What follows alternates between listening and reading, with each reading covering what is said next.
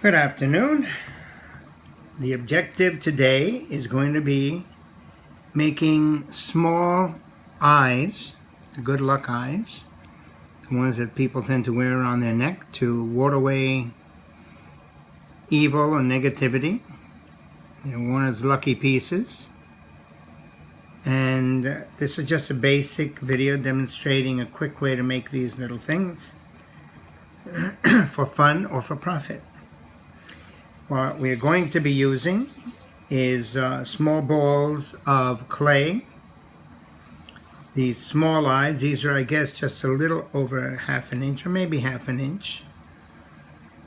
And the small little units that you run a chain through, the findings, these are generally glued to the back of a piece.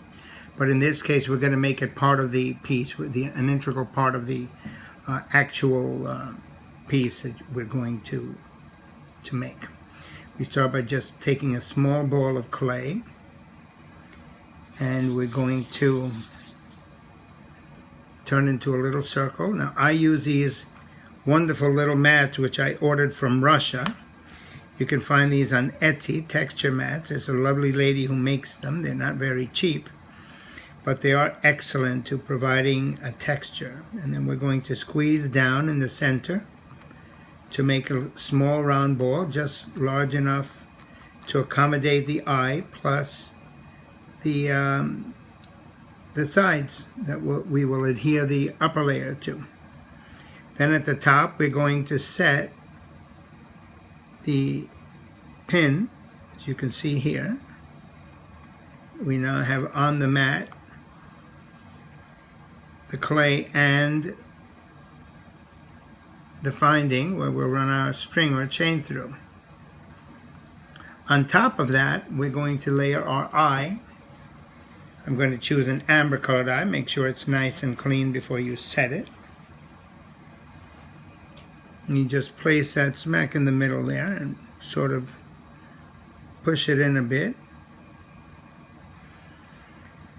Taking another small piece of clay, you're just going to run a coil with pointy ends on either side. It shouldn't be too thick, because if it is, you're not going to be able to seal out of the eye. You're going to end up covering it when you squeeze this into place.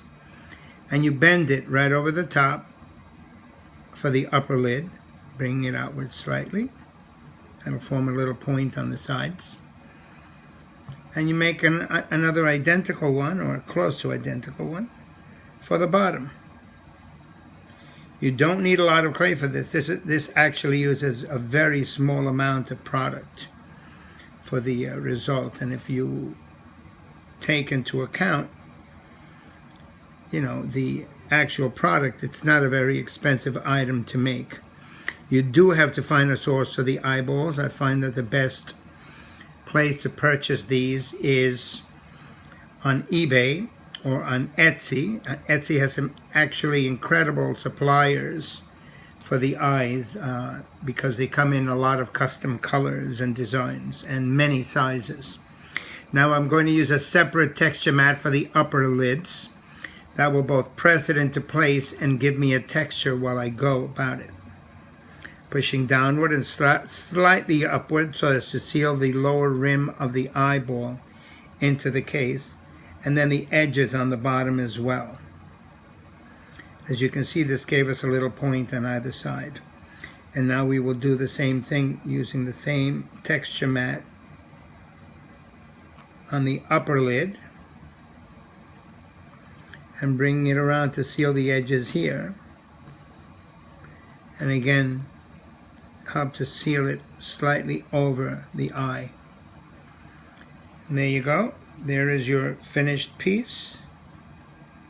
Now you would remove it from your texture mat and give it a little bit of a working. You want to seal off any edges and take away any points that might affect the actual finish. If you're a curmudgeon for detail, you're going to seal off the back slightly like that, and that will take the upper sections that you created and mend them completely. And there is your finished piece. Now, because these are going to be worn around the neck, I like to use a metallic finish.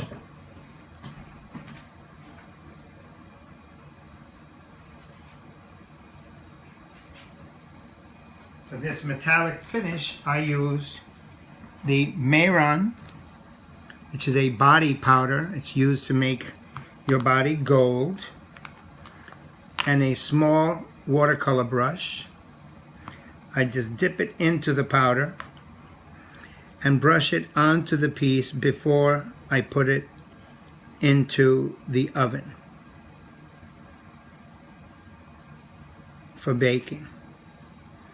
This will help add some metallic glimmer to the piece, as well as give it a more professional finish. Unless, of course, you want little black eyeballs.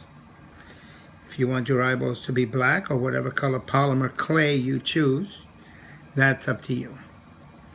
In my case, I need for these to be of a metallic finish. So I'm applying the powder. I will apply it on both sides.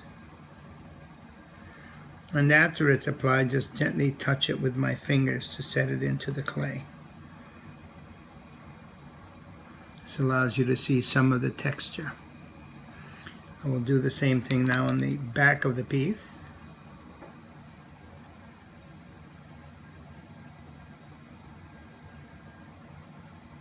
And as you can see, by dragging the powder in one direction with your brush, you get to see the detail of your